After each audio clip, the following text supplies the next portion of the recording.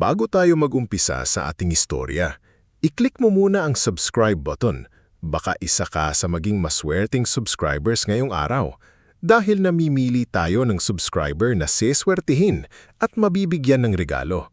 At i-comment mo naman kung taga saan ka at anong oras ka nanonood ngayon dahil malay mo sa susunod na kwento, ang lugar ninyo naman ang mabanggit natin. Sa malawak na lupain ng San Isidro Norte, may isang pamilyang kinikilala ng lahat, ang mga Malvaro. Sila ang nagmamay-ari ng Hacienda Malvaro, isang libo-libong ektaryang lupain na halos sakop na ang kabundukan, palayan, tubuhan at manggahan sa lugar.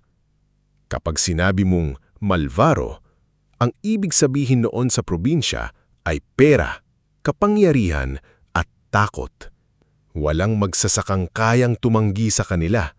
Walang opisyal ng bayan ang hindi marunong yumuko kapag dumadaan ng itim na sasakyan ni Don Evandro Malvaro.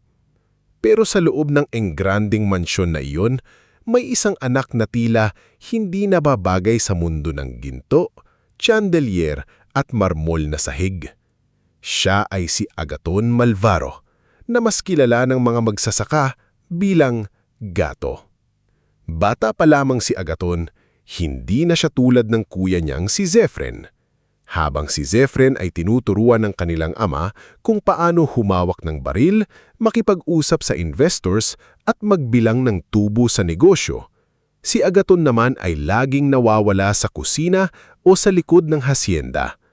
Madalas siyang makita sa ilalim ng araw, nakasunod kay Mang Selo Tamundong, ang pinakamatandang magsasaka sa kanilang lupain.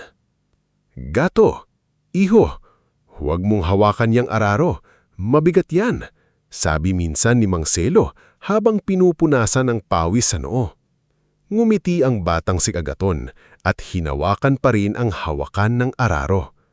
"Gusto ko pong matutunan, Mang Selo. Paano ko po malalaman kung paano nabubuhay ang palay kung puro kanin lang ang nakikita ko sa mesa?" Napangiti si Mang Selo. Sa murang edad ni Agaton, may kakaibang lalim na ang isip nito. Hindi niya minamaliit ang lupa. Hindi niya tinatawag na mabaho ang kalabaw. Hindi niya kinakahiya ang putik sa paa. Minsan, inaabot siya ng hapon sa palayan. Uuwi siyang madumiyang damit, may galos sa tuhod at may hawak na bungkus ng bagong bunot na gulay. Doon siya madalas naaabutan ng kanyang ina, si Doña Mirelia Malvaro. Hindi tulad ni Don Evandro, si Doña Mirelia ay may maamong muka at malambing na tinig. Anak din siya ng mayamang pamilya, ngulit mas kilala siya ng mga trabahador bilang babaeng hindi marunong mandiri sa mahihirap. Siya ang nagpatayo ng maliit na klinika sa gilid ng hasyenda. Siya rin ang nagpilit na magkaroon ng libreng tanghalian ang mga manggagawang nagbubungkal ng lupa buong araw. Isang hapon, nakita ni Mirelia si Agaton na nakaupo sa ilalim ng puno ng mangga. Hawak ang putik na parang may sinusuri. "Anak," tawag niya, "ano na naman ang iniisip mo?" Tumingala si Agaton. "Mama, bakit po ang mga nagtatanim ng pagkain natin, minsan sila pa ang walang sapat na makakain?" Sandaling natahimik si Doña Mirelia. Lumapit siya at umupo sa tabi ng anak, kahit madumihan ang kanyang mamahaling bestida. Dahil may mga taong iniisip na ang lupa ay pag-aari lang ng may titulo. Mahina niyang sagot. Pero ang totoo, anak, ang lupa ay may utang din sa mga kamay na nag-aalaga sa kanya. Hindi iyon nakalimutan ni Agaton.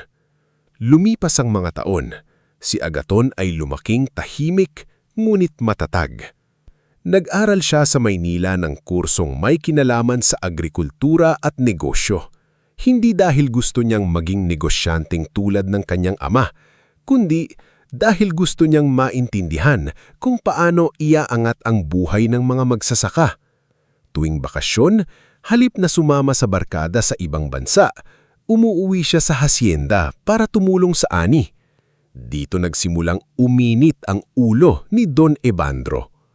Isang umaga, habang nasa veranda ng mansyon ng pamilya, dumating si Agaton na nakasuot ng simpleng kamisa, kupas na pantalon at bota na puno ng putik.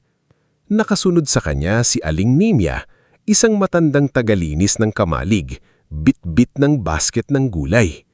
Nang nakita siya ni Zefren, napatawa ito habang hinihihit ang sigarilyo. "Hindi ka ba nahihiya, gato? Anak ka ng Malvaro pero mukha kang tauhan natin." Napatawa rin ang kasintahan nitong si Veradiana Roxas, isang babaeng kilala sa bayan dahil sa ganda, yaman at talas ng dila. Baka naman gusto niya talagang maging tauhan. May mga tao kasing ipinanganak sa mansyon pero puso ay pangkubo. Hindi sumagot si Agaton. Inalalayanan niya lang si Aling Nimya pababa sa hagdan. Pero si Don Evandro, na nakaupo sa mahabang silyang kahoy, ay namumumuhig niyang tinignan si Agaton. "Agaton, lumapit ka." Dahan-dahang lumapit si Agaton. "Opo, Papa. Tignan mo ang sarili mo. Pinag-aral kita sa pinakamahal na paaralan. Binigyan kita ng pangalan. Binigyan kita ng dugong Malvaro. Tapos iyan ang ipapakita mo sa akin? Putik, pawis, amoy bukid." Huminga ng malalim si Agaton. "Papa, hindi po kahiya-hiya ng amoy bukid. Doon po nanggagaling ang kinakain natin." Biglang kumunot ang noo ni Don Evandro. "Huwag mo akong tuturuan tungkol sa lupa." Mariing sagot nito. "Ako ang nagpalago ng hasyendang ito." Hindi na nakapigil si Agaton. "Hindi lang po kayo, Papa. Ang mga kamay ni Mang Selo, Aling Nimya, Mang Udon, at lahat ng magsasaka ang bumuhay sa lupang ito." Tumayo si Don Evandro sa galit. "Mga bayaran sila, tungkulin nilang magtrabaho. Pero hindi po tungkulin nilang abusuhin," sagot ni Agaton. Napatigil ang lahat, maging si Zefren ay napataas ang kilay. Si Veridiana naman ay napangisi na parang nakakita ng aliw. "Grabe ka naman, gato. Parang ikaw na ang tagapagligtas ng mga magsasaka." Hindi sumagot si Agaton, pero kitang-kita sa mga mata niya ang sakit. Hindi lang ito away ng mayaman at mahirap. Away ito ng anak na gustong ipakita sa ama na mali ang matagal na nilang ginagawa. Mas lumalim ang hidwaan nang mamatay si Doña Mirelia dahil sa sakit sa puso. Sa libing, maraming magsasaka ang dumating. May dala silang bulaklak mula sa bukid, hindi mamahaling wreath. Iyak ng iyak si Aling Nimya habang hinahawakan ng kabaong. Si Doña Mirelia lang ang tumingin sa amin na parang tao. Humihikbing sabi niya. Tahimik na nakatayo si Agaton sa tabi ng puntod. Hawak niya ang lumang relo ng kanyang ina, ang huling bagay na iniwan nito sa kanya. Bago tuluyan takpan ng kabaong, bumulong siya. "Pangako, Mama, hindi ko pababayaan ang mga taong minahal mo." Mula sa di kalayuan, narinig iyon ni Don Evandro. Ngunit sa halip na maantig, lalong tumigas ang kanyang mukha. Para sa kanya, ang awa ang dahilan kung bakit humina ang loob ni Mirelia. Para sa kanya, ang malasakit ay kahinaan. Makalipas ang ilang buwan, dumating ang pinakamatinding balita sa hasyenda. Plano ni Zefren na ibenta ang malaking bahagi ng palayan at tubuhan sa isang real estate company na pag-aari ng pamilyang Roxas. Gagawin daw itong luxury subdivision, clubhouse at resort. Sa sala ng mansyon, nakalatag ang blueprint sa mesa. Naroon sina Don Evandro, Zefren, Veridiana at ang tusong abogado ng pamilya na si Attorney Nazario Pugeda. Payat si Nazario. Laging nakaayos ang buhok at may ngiting tila laging may itinakagong kasinungalingan. "Kapag natuloy ito, Don Evandro," sabi ni Nazario, "malulutas ang ilang utang ng hasyenda, malaki ang cash flow, at ang mga magsasaka, madali namang maililipat.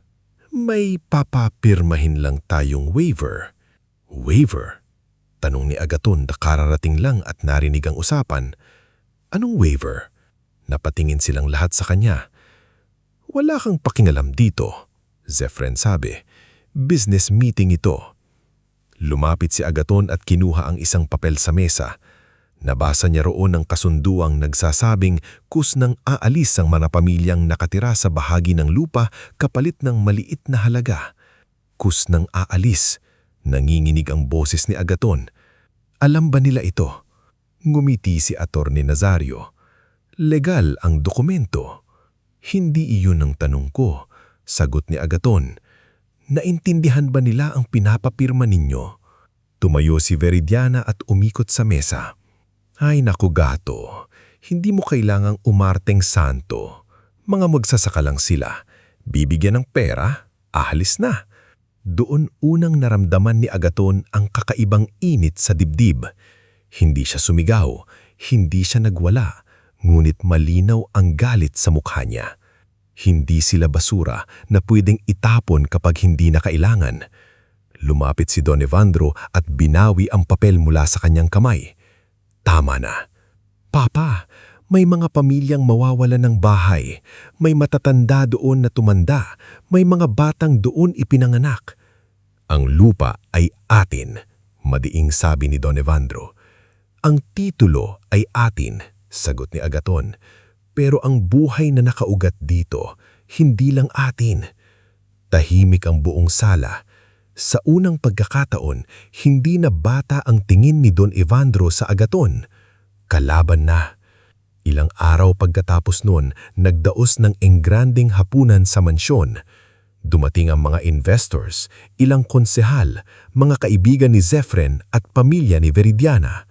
May musika, alak at mamahaling pagkain. Ngulit sa likod ng kasiyahan, alam ni Agaton na may mangyayaring mali.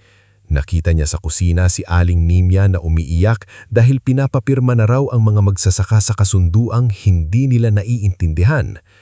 Kaya sa gitna ng hapunan, tumayo si Agaton.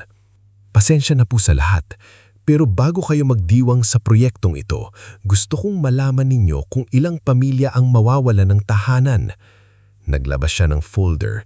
Naroon ang listahan ng mga pangalan ng mga magsasaka, pamilya ni Mang Selo, Aling Nimia, Mang Udon, ang biyudang si Perla at maraming pang iba. Ang mga taong ito, pagpatuloy ni Agaton, ay hindi hadlang sa pag-unlad. Sila ang dahilan kung bakit may hasyenda pang tinatawag na Malvaro. Namula si Zefren sa galit. Umupo ka gato, pinapahiya mo ang pamilya natin. Mas nakakahiya ang yumaman sa pagyurak sa maihirap, sagot ni Agaton. Napahawak si Veridiana sa dibdib na parang labis na nainsulta. Don Evandro, papayagan po ba kayong pagsalitaan kayo ng anak ninyong mukhang kargador? Tumayo si Don Evandro. Dahan-dahan pero mabigat ang bawat hakbang. Lumapit siya kay Agaton habang nakatingin ang lahat. Akala mo ba dakila ka? Tanong niya. Akala mo ba dahil marunong kang humawak ng lupa, mas mabuti ka na sa amin? Hindi po ako mas mabuti. Mahina ngumit matatag na sagot ni Agaton. Gusto ko lang pong maging makatarungan tayo. Biglang lumagapak ang palad ni Don Evandro sa mesa. Makatarungan! Sigaw niya. Ang hustisya sa mundong ito ay para sa marunong manalo. At ikaw, Agaton, pinili mong maging talunan. Kung ang panalo po ay apihin ng mahihirap, ayoko pong manalo, sagot ni Agaton. Doon tuluyang sumabog ang galit ni Don Evandro. Itinuro niya ang malaking pinto ng mansyon. Lumayas ka! Nanlaki ang mata ng ilang bisita. Napangiti si Zefren. Si Veridiana naman ay halos hindi maitago ang tuwa. Papa, mahinang sabi ni Agaton. Wala akong anak na hampas lupa! Bulyaw ni Don Evandro. Huwag ka nang babalik dito. Mula ngayon, wala kang mana, wala kang pangalan, wala kang kahit ano mula sa pamilyang ito. Parang sandaling tumigil ang oras. Narinig ni Agaton ng mahinang hikbi ni Aling Nimia mula sa gilid ng kusina. Nakita niya si Mang Selo sa labas ng bintana. Nakayuko, tila kasalanan pa nitong nasira ang gabi. Nakita rin niya si Zefren na nakangisi at si Veridiana na nagbulong. Sa wakas, babalik na siya sa putikan. Hindi umiyak si Agaton sa harap nila. Dahan-dahan niyang hinubod ang mamahaling relo na bigay ng ama, inilapag yun sa mesa at hinawakan ang lumang relo ng kanyang ina sa bulsa. Kung ang pagiging malvaro ay nangangahulugang kailangan kong tapakan ng mga taong bumuhay sa atin, mas pipiliin ko na lang pong umalis. Lumakad siya palabas ng mansyon, walang maletang dala, walang pera, walang kasamang bodyguard. Ang taning bitbit niya ay ilang damit, ang lumang relo ng kanyang ina, at ang maliit na supot ng binhi na iniabot sa kanya ni Mang Selo habang dumadaan sa madilim na gilid ng hardin. Iyo, nanginginig ang boses ni Mang Selo. Pasensya ka na, nadamay ka pa sa amin. Huminto si Agaton. Hinawakan niya ang kamay ng matanda. Hindi po kayo dahilan ng pagkawala ko, Mang Selo. Kayo po ang dahilan kung bakit alam kong may dapat pa akong balikan. Nang gabing iyon, habang nagsasara ang bakal na gate ng Hacienda Malvaro sa likod niya, hindi alam ni Don Evandro na ang anak na itinakwil niya ang magiging dahilan ng pagbagsak ng kayabangan ng kanilang pamilya. At hindi rin alam ni na Zefren at Veridiana na ang lalaking tinawag nilang hampas lupa ay magsisimula pa lamang magtanim ng pangarap na balang araw ay aanihin niya sa paraang yayanig sa buong angkan ng Malvaro. Hindi agad alam ni Agaton kung saan siya pupunta ng gabing iyon. Ang dating anak ng makapangyarihang pamilya Malvaro na sanay sa malalapad na silid at malamig na hangin ng mansyon, ngayon ay naglalakad sa gilid ng kalsada habang unti-unting lumalakas ang ambon. Wala siyang dalang payong, wala siyang dalang maleta. Ang suot niyang damit ay yun pa ring na ginamit niya sa hapunan, ngunit unti-unti nang nadudungisan ng putik ang layam ng kanyang pantalon. Sa likod niya, naiiwan ang Hacienda Malvaro, ang lugar na dapat sana ay tahanan niya, ngunit naging bilanggaan ng kanyang pagkatao. Sa bawat hakbang niyang palayo, naririnig pa rin niya sa isip ang boses ng ama. Wala akong anak na hampas lupa! Hindi niya alam kung ilang ulit niya itong narinig sa loob ng kanyang dibdib. Paulit-ulit, masakit. Ngunit hindi iyon ang nagpatulo ng luha sa mga mata niya. Ang pinakamasakit sa lahat ay nang naalala niya ang mukha ng kanyang ina, si Doña Mirela, at ang pangakong binitawan niya sa puntod nito. Hindi ko sila pababayaan, Mama. Bulong ni Agaton habang pinipisil ang lumang relo sa kanyang bulsa. Mga 2 oras siyang naglakad hanggang sa makarating siya sa dulo ng San Isidro Norte sa isang maliit na baryong tinatawag na Lawis. Hindi iyon bahagi ng hacienda nila, pero karamihan sa mga taong nakatira doon ay dating seasonal workers ng Malvaro.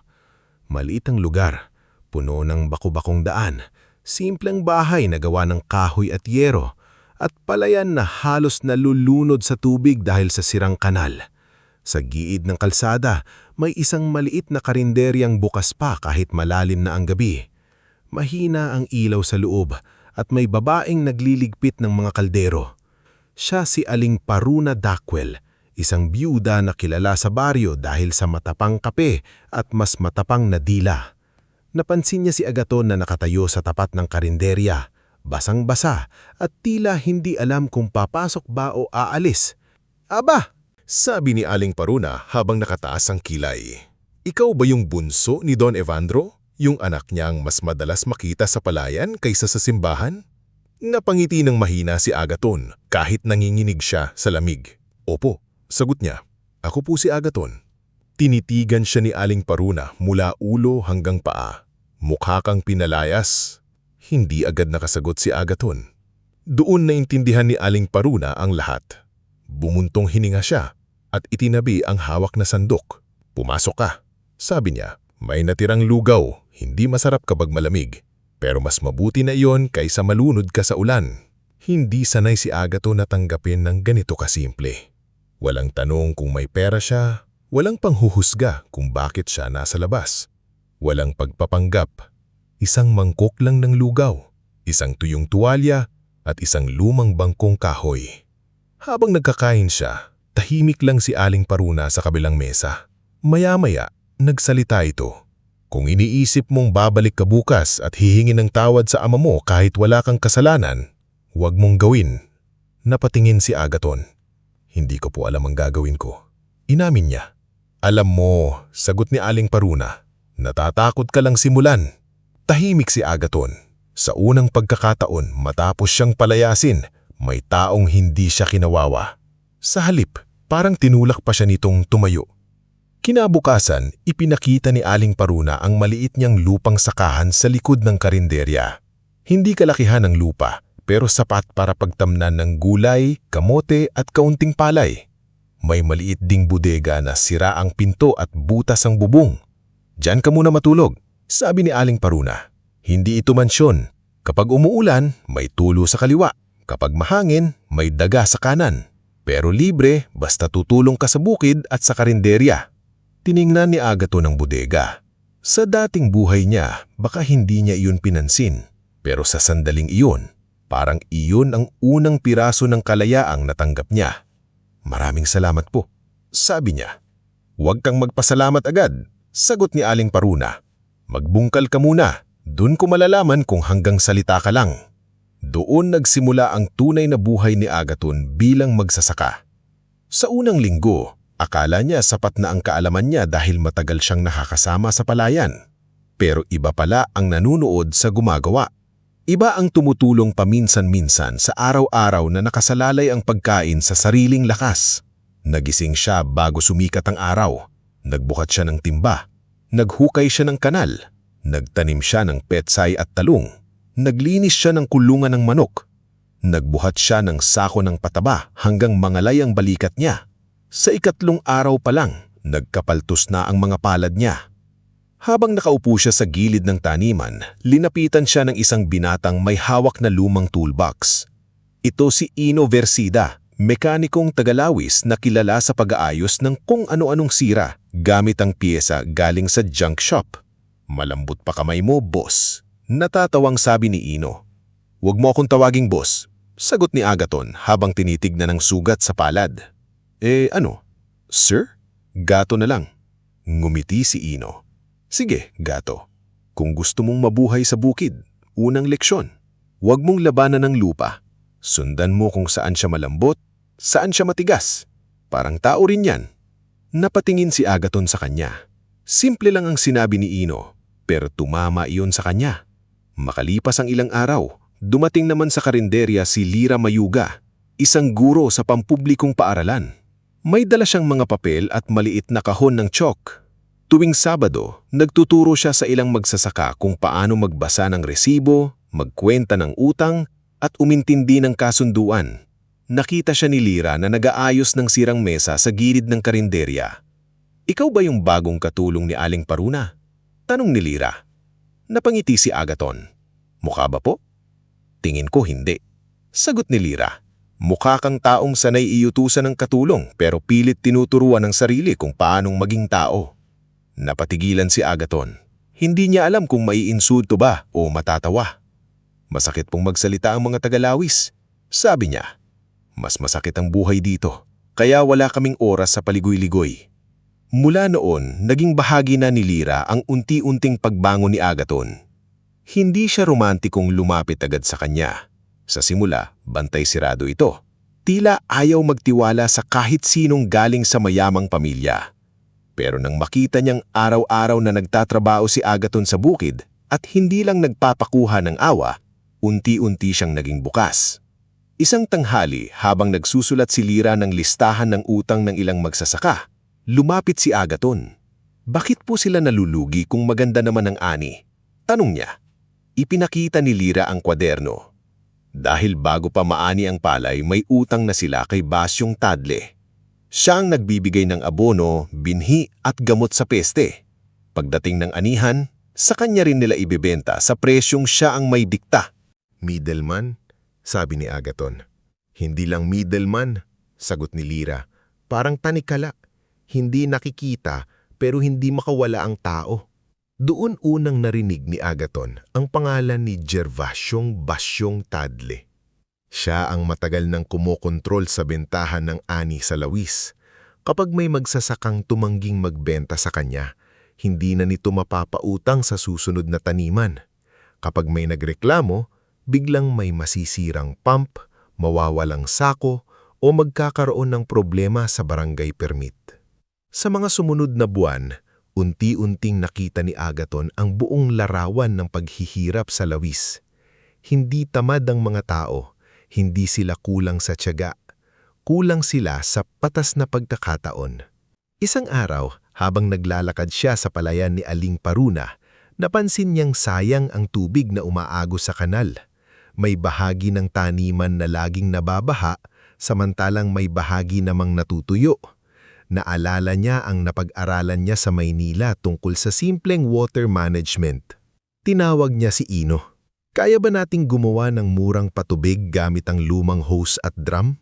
Napakamot ng ulo si Ino. Kung bibili tayo ng bago, mahal.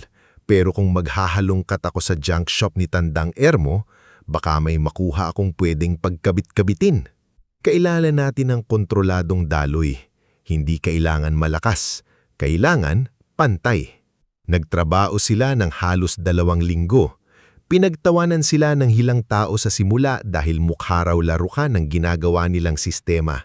Gumamit sila ng lumang plastic drum, hose na may maliliit na butas, kawayan bilang suporta at piraso ng tela bilang pansala. Nang sinubukan nila ito sa taniman ng gulay ni Aling Paruna, hindi agad perpekto. May tumagas, may naputol, may bahagi ng hose na kinagat ng daga, pero hindi sumuko si Agathon. Sa bawat mali, inaayos nila ni Ino. Sa bawat pagkabigo, natututo sila. Pagkalipas ng ilang buwan, mas maganda ang tubo ng gulay ni Aling Paruna. Mas kaunti ang nasayang na tubig, mas malusog ang lupa dahil hindi laging binabaha. Nang dumating ang ani, halos doble ang nakuha nilang pechay at talong kumpara sa nakaraang taniman. Tingnan mo nga naman, sabi ni Aling Paruna habang hawak isang malaking talong. Mukhang may utak pala ang pinalayas. Napatawa si Agathon. Salamat po yata iyon. Kumalat sa Lawis ang balita. Unti-unting lumapit ang ilang magsasaka para magtanong. Isa sa kanila si Mang Doro Pilapil, isang tahimik na lalaking may 5 anak. Gato, mahiyain niyang sabi. Kaya mo rin bang tignan ng lupa ko? Laging kasing nalulunod ang palay ko sa bandang dulo. Sinamahan siya ni Agathon. Hindi siya naningil, hindi rin siya nagpakitang bilas. Sinukat lang niya ang daloy ng tubig, tinignan ng lupa at nagbigay ng payo. Sumunod si Mang Doro at sa susunod na anihan, gumanda rin ang kanyang ani. Doon nagsimulang mabuo ang tiwala. Pero hindi lahat ay natuwa. Isang hapon, dumating si Basyong Tadle sakay ng makintab na pick-up. Malaki ang tiyan, makapal ang gintong singsing, at laging may kasamang 2 tauhan. Pumasok siya parang may-ari ng lugar. Nasaan ang tinatawag nilang gato? Tanong niya. Lumabas si Agathon mula sa likod, may hawak pang kahon ng kamatis. Ako po, kalmado niyang sabi. Tinignan siya ni Basyong mula ulo hanggang paa. Ikaw pala ang anak mayamang nagpapanggap na magsasaka. Hindi sumabot si Agathon. Alam mo Yuho, matagal nang tahimik ang Lawis bago ka dumating. Ang mga tao rito marunong sumunod. Huwag mong guluhin ang sistema. Kung ang sistema ay nagpapahirap sa kanila, dapat lang itong guluhin, sagot ni Agathon. Nagbago ang mukha ni Basyong. Matapang ka dahil akala mong may babalikan kang mansyon. Lumapit si Aling Paruna, hawak ang sandok. Basyong, kung mananakot ka lang, doon ka sa labas. Baka mahaluan ng yabang mo ang sabaw ko. Napatingin ang mga kumakain at may ilang napapigil ng tawa. Ngumiti si Basyong pero halatang napahiya. Bago umalis, lumapit siya kay Agathon at bumulong. Hindi mo pa kilala ang probinsyang ito. Ang binhi, madaling bunutin habang maliit pa. Kinagabihan, nasira ang water pump sa taniman. Hindi aksidente. May putol ang hose, may basag ang valve, at may marka ng sapatos sa maputik na bahagi ng bukid. Galit na galit si Ino. Gato, alam natin kung sino ang may gawa nito. Puntahan natin si Basyong. Pero pinigilan siya ni Agathon. Kapag sinugod natin siya, tayo ang lalabas na magulo. Ano? Hahayaan na lang natin? Hindi, pero hindi tayo lalaban sa paraan niya. Kinabukasan, Tinipon ni Agaton ang ilang magsasaka sa silong ng maliit na kapilya. Naroon sina Aling Paruna, Ino, Lira, Mang Doro, Kapitan Brando Ilagan at ilang pang tagalawis. Nakikingimi ang kapitan, halatang hindi ayaw masangkot. Kung gusto nating makawala kay Basyong, kailangan nating magsama-sama, hindi pwedeng paisa-isa. Kung may sariling tala tayo ng gastos, sariling imbakan, sariling sasakyan kahit maliit at direktang bentahan sa palengke, hindi na tayo kailangang yumuko sa kanya. Madaling sabihin, sabi ni Mang Doro. Pero saan tayo kukuha ng puhunan? Inilabas ni Agaton ang supot ng binhi na ibinigay ni Mang Selo noong gabing pinalaya siya. Dito tayo magsisimula, sabi niya. Hindi sa malaking pera, sa maliit na tiwala. Tahimik ang lahat. Si Lira ang unang nagsalita. Kung gagawa tayo ng kooperatiba, ako ang tutulong sa papeles at pagtuturo ng basic accounting. Sumunod si Ino. Ako ang bahala sa kagamitan. May mga kilala ako sa junk shop. Nagtaas ng kamay si Aling Paruna. Ako ang magpapakain sa mga magbabantay kapag aanihan, pero walang utang. Ambagan tayo kahit piso-piso. Napatingin ang lahat kay Kapitan Brando. Kinabahan ito pero kalaunan ay bumuntong hininga. Sige, sabi niya. Tutulong ako sa permit, pero wag niyo akong ipapahamak. Ngumiti si Agaton. Hindi po tayo maghahanap ng gulo, Kapitan. Maghahanap tayo ng kinabukasan. Doon isinilang ang kooperatibang tinawag nilang Punla ng Lawis. Hindi ito enggrande. Wala silang opisina. Ang unang meeting nila ay sa ilalim ng puno ng santol. Ang unang pondo nila ay mula sa barya-baryang ambag ng mga magsasaka, dagdag ang maliit na kinita ni Agaton sa pagtatrabaho sa karinderya at bukid. Ang unang resibo nila ay isinulat ni Lira sa lumang kwaderno. Ang unang imbakan nila ay ang tagpi-tagping bodega ni Aling Paruna. Ngunit sa bawat maliit na hakbang, may nabubuong pag-asa. Sa unang anihan ng Punla ng Lawis, hindi sila yumaman. Hindi biglang nagbago ang lahat. Pero sa unang pagkakataon, ang mga magsasaka ang nagtakda ng presyo ng kanilang ani. Nakapagbenta sila ng direkta sa palengke ng bayan sa tulong ng lumang tricycle ni Ino na nilagyan ng kahoy na carrier. Pagod sila, puyat at halos walang pahinga, pero nang hatiin na ang kita, napaluha si Mang Doro. Ngayon lang ako nakahawak ng ganitong kita na hindi agad napupunta sa utang, sabi niya. Tahimik na napatingin si Agaton sa mga kamay ni Mang Doro. Magaspang, puno ng sugat, pero nanginginig sa saya. Sa gabing iyon, umupo si Agaton sa labas ng bodega. Nakatingin siya sa maliit na taniman habang kumikislap ang mga alitaptap sa gilid ng palayan. Lumapit si Lira at iniabot sa kanya ang isang tasa ng kape. Hindi ka na mukhang nawawalang anak mayaman, sabi ni Lira. Ano na ang itsura ko? Tanong ni Agaton. Tumingin si Lira sa palayan bago sumagot. Mukha ka ng taong nagsisimulang maniwala na kaya niyang mabuhay kahit walang apelyidong nakasandal sa likod niya. Napangiti si Agaton, ngunit may lungkot pa rin sa kanyang mga mata. Hindi ko alam kung makakalimutan ko ang ginawa ng ama ko, mahinang niya sabi. Hindi mo kailangang kalimutan agad, sagot ni Lira. Pero kailangan mong mabuhay nang hindi siya ang sentro ng bawat desisyon mo. Tumagos iyon kay Agaton. Sa unang pagkakataon, hindi na Hacienda Malvaro ang iniisip niya bago matulog. Hindi na ang sigaw ng ama. Hindi na ang pangungutya ni Zefren o Veridiana. Ang iniisip niya ay ang punla ng Lawis. Ang mga magsasakang muling natutong umasa.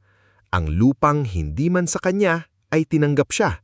At ang binhing minsang ibinigay sa kanya sa gabi ng kanyang pagkatakwil, ngayon ay unti-unting tumutubo sa bagong buhay na hindi niya inakalang magiging simula ng kanyang tunay na pagbangon.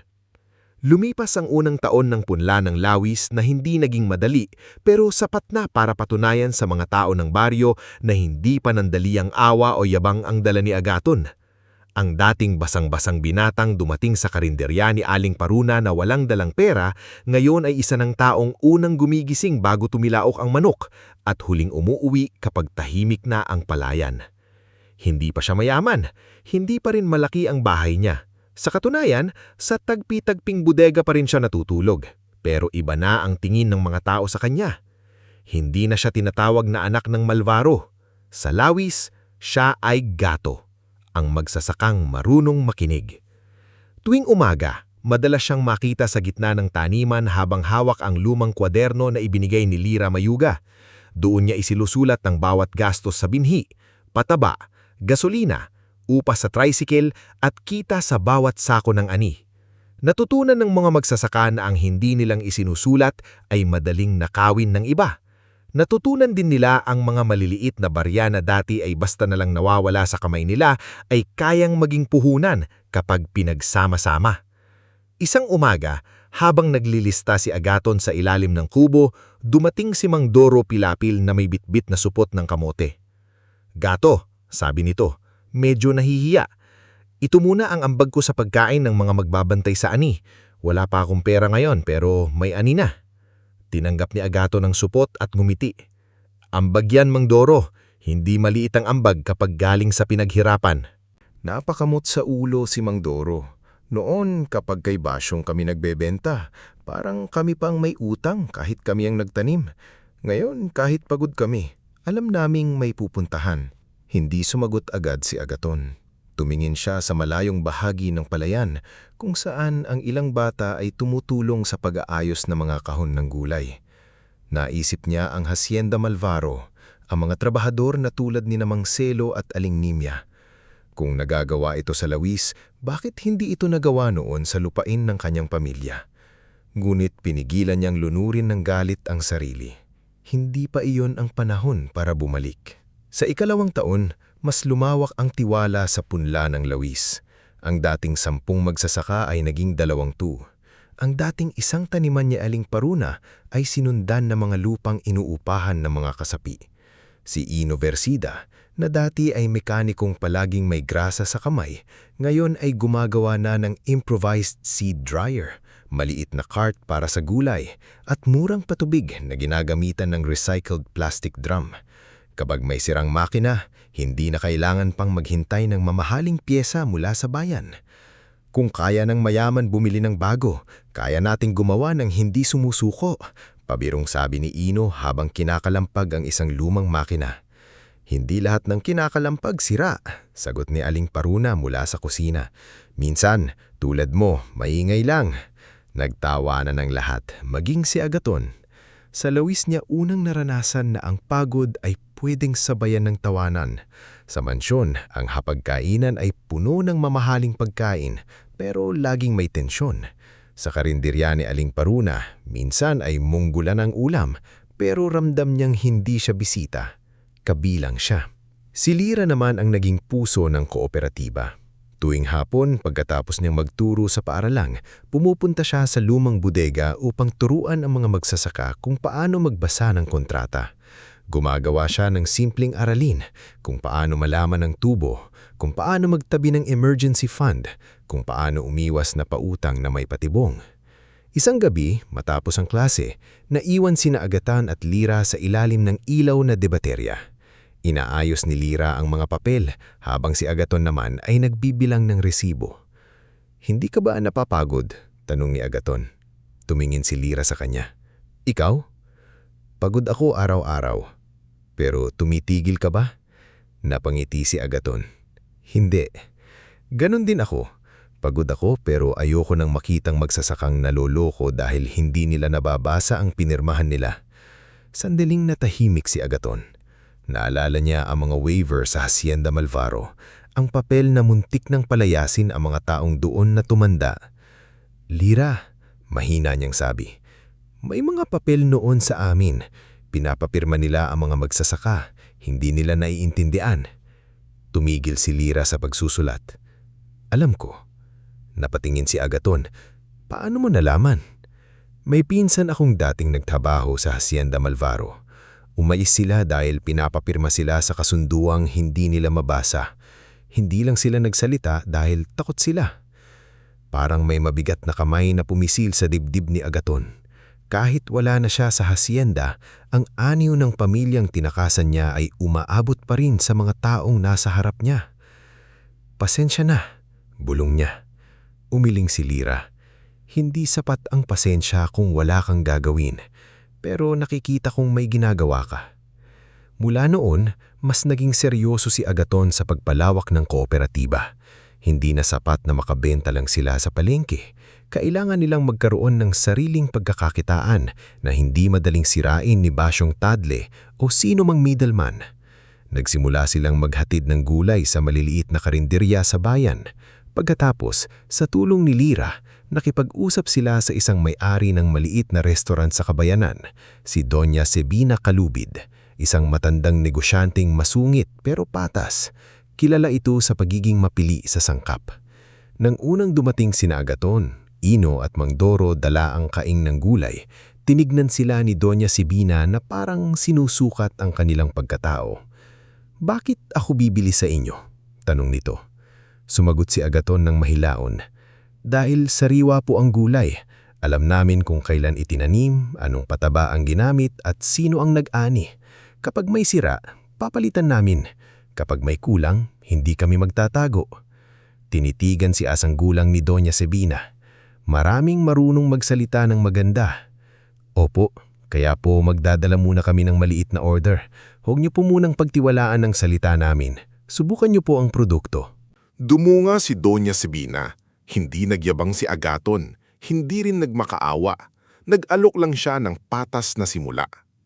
Pagkalipas ng isang linggo, tumawag ang restaurant at umorder muli. Pagkatapos, nadagdagan pa ng 2 kainan. Sa ikatlong taon ng punla ng Lawis, nagkaroon sila ng regular na bentahan sa bayan tuwing Martes at Biyernes. Hindi pa sila malaki, pero hindi na rin silang madaling gutumin.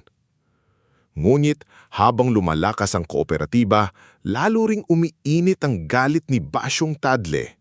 Isang gabi, habang pauwi ang lumang tricycle ni Ino mula sa bayan, hinarang sila ng 2 lalaking nakamotorsiklo.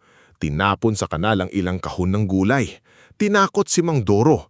Tinadyakan ang gilid ng tricycle hanggang mabali ang kahoy na carrier. Pag-uwi nila sa Lawis, nanginginig sa galit si Ino. "Sobra na ito, gato. Hindi pwedeng lagi na lang tayong kalmado." Dumating si Lira, dala ang gamot para sa gasgas ni Mang Doro. Ang aling paruna naman ay nagmumura habang pinupunasan ang natapong kamatis. "Kaya ka inaapi kapag hindi ka lumalaban," sabi ni Ino. Tumingin si Agaton sa sirang tricycle. Masakit sa kanya ang ginawa ni Basyong, hindi dahil sa gulay, kundi dahil sa takot na muling gumapang sa mukha ng mga kasama niya. Iyon ang takot na pamilyar sa mga mahihirap. Takot na kapag lumaban sila, mas lalong mawawala ang kaunti nilang hawak. "Lalaban tayo," sabi ni Agaton. "Pero hindi sa dilim, hindi sa suntukan. Lalaban tayo sa dokumento, sa saksi, at sa pagkakaisa." Kinabukasan, sinamahan niya si Mang Doro sa munisipyo. Nagpablatter sila. Kumuha sila ng litrato ng pinsala. Hinikayat niya ang ibang magsasakang tinakot noon ni Basyong na magsalita. Sa una, walang gustong lumapit. Pero nang si Aling Paruna mismo ang tumayo sa harap ng barangay hall, nagbago ang ihip ng hangin. "Kung takot kayong magsalita, ako ang magsisimula," malakas niyang sabi. Matagal nang kinukuba ng taong yan ng baryo. Kung may sisigaw, sumigaw na tayo ng sabay-sabay. Isa-isang lumapit ang mga magsasaka. May nagkwento ng sapilitang pautang, may nagpakitang resibong may patong na interes, may nagsabing pinagbantayaan. Hindi agad nakulong si Basyong, pero unang beses siyang naimbestigahan. At mas mahalaga roon, unang beses niyang naramdaman na hindi na pa isa-isang tao ang kinalalaban niya. Dahil sa ingay ng reklamo, napilitang si Kapitan Brando Ilagan na kumilos. Takot man siya, alam niyang hindi na niya pwedeng ipikit ang mata. "Gato," sabi niya minsan, "pinapasok mo ako sa gulong hindi ko naman hinahanap." "Hindi po gulo ang tawag kapag naghahanap ng tama ang mga tao," sagot ni Agaton. Napabuntong hininga ang kapitan. "Manaka nga sa nanay mo." Natigilan si Agaton. "Kilala niya po si Mama?" Tumanggo si Kapitan Brando. "Noong bata pa ako, siya ang nagbigay ng gamot sa anak ko nang nagkasakit. Hindi niya ipinangalandakan, hindi niya ipinabayaran. Kaya noong narinig kong pinalayas ka ng ama mo, naisip ko, baka ang nawalan ay hindi ikaw." Hindi nakasagot si Agaton. Sa mga salitang iyon, tila may bahaging gumaan sa bigat na matagal niyang pasan. Hindi man siya tinanggap ng ama, may mga taong nakakaalala ng kabutihan ng kanyang ina. Sa ika-4 na taon, naging mas formal ang punla ng Lawis. Nakakuha sila ng rehistro bilang kooperatiba. Nagkaroon sila ng maliit na opisina sa tabi ng karinderya ni Aling Paruna. Ang dating tagpi-tagping bodega ay inayos. Hindi pa maganda pero matibay na. May lamesa para sa records, may pisara para sa presyo ng ani, at may kahong bakal para sa pondo. Doon nila nakilala si Clarerina Butavara, isang tahimik na accountant na dating nagtrabaho sa isang trading company sa lungsod.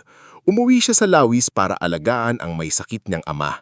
Nang narinig niya tungkol sa kooperatiba, nag-alok siya ng tulong sa pag-aayos ng libro. Hindi pwedeng tiwala lang ang puhunan, sabi ni Clarerina sa unang meeting. Kailangan malinaw ang numero. Kapag malabo ang numero, doon pumapasok ang magnanakaw. Nagustuhan agad siya ni Aling Paruna. Ay, bagay ka rito. Mas matalas pa dila mo kaysa lapis mo. Dahil kay Clarerina, mas naging maayos ang pondo. Nakita nila kung saan sila nalulugi, anong produkto ang malakas, at kailan dapat magtanim para hindi sabay-sabay sa ibang baryo. Sa ika-5 taon, nakabili sila ng maliit na second-hand delivery truck. Pinangalanan ito ni Ino na Mirela bilang respeto sa ina ni Agaton. Kahit noong una ay tumutulok si Agaton dahil ayaw niyang gawing personal ang lahat. Hindi lang para sa iyo yan, para iyon sa babaeng nagturo sa iyo kung bakit mahalaga ang lupa. Mula noon, tuwing umaandar ang truck na Mirela, para na rin kasama ni Agaton ang kanyang ina sa bawat biyahe. Ngumit kasabay ng pag-angat ni Agaton, may nangyayari namang pagbagsak sa lugar na matagal niyang iniwan. Sa Hacienda Malfaro, hindi maganda ang takbo ng negosyo. Si Zefren, na buong akala ay madali lang pamahalaan ng lupain dahil sanay siyang mag-utos, ay nalulugi sa bawat maling desisyon. Pinutol niya ang ilang matandang puno para simula ng resort project, ngunit natigil ito nang hindi dumating ang inaasahang investor. Si Viridiana naman ay patuloy sa paggastos, bagong kotse, alahas, party at bakasyon kahit nagsisimula ng magsara ang ilang bahagi ng hacienda. Si Don Evandro ay tumatanda na. Hindi na siya kasing lakas dati, ngulit matigas pa rin ang pride. Ayaw niyang banggitin ang pangalan ni Agaton. Kapag may magsasakang nakapagsabing gumaganda ang buhay sa Lawis dahil sa kooperatiba ni Gato, agad niya itong pinapatahimik. Walang anak ko ang magsasaka. Malamig niyang sinasabi, patay na sa akin ang batang iyon. Pero kahit sabihin niya iyon, may mga gabing mag-isa siyang nakaupo sa lumang silid ni Doña Mirela. Tinitingnan niya ang bakanteng kahon ng relo na ibinigay nito kay Agaton noon. Hindi niya inaamin pero unti-unti niyang naaramdaman na may nawala sa mansyon na hindi kayang palitan ng pera. Si Attorney Nazario Pugeda naman ang lalo pang naging mapanganib. Habang bumabagsak ang hacienda, lihim niyang inaayos ang mga papeles para maibenta ang ilang bahagi ng lupa sa bagsak na halaga. May sarili siyang komisyon, may sarili siyang plano. At dahil abala si Zefren sa pagpapanggap na kontrolado pa niya ang lahat, hindi nito napapansin na nilulubog na sila ng mismong abogadong pinagkakatiwalaan nila. Isang gabi, dumating sa punla ng Lawis si Mang Selo Tamundong. Payat na payat ito, mas mabagal na maglakad at halatang matagal ng pagod. Nang makita siya ni Agaton, halos mabitawan niya ang kahong hawak. Mang Selo? Ngumiti ang matanda pero malungkot ang mata. Gato, iho. Pasensya na at ngayon lang ako nakapunta. Agad siyang inalaya ni Agaton papasok sa opisina. Pinakain siya ni Aling Paruna, pinainom ng tubig ni Lira at pinaupo sa maayos na silya. Doon nila narinig ang balita. Marami na kaming hindi nasasahuran ng tama.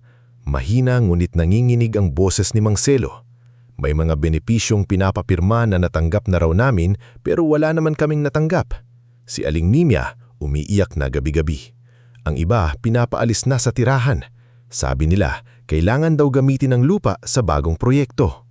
Naramdaman ni Agaton na bumalik ang dating galit sa kanyang dibdib. Pero iba na siya ngayon. Hindi na siya ang batang tumayo sa hapunan na ang taning hawak ay tapang. Ngayon, may kaalaman siya, may kasama siya, may sistema siya. May hawak ba po kayong dokumento? Tanong ni Celerina.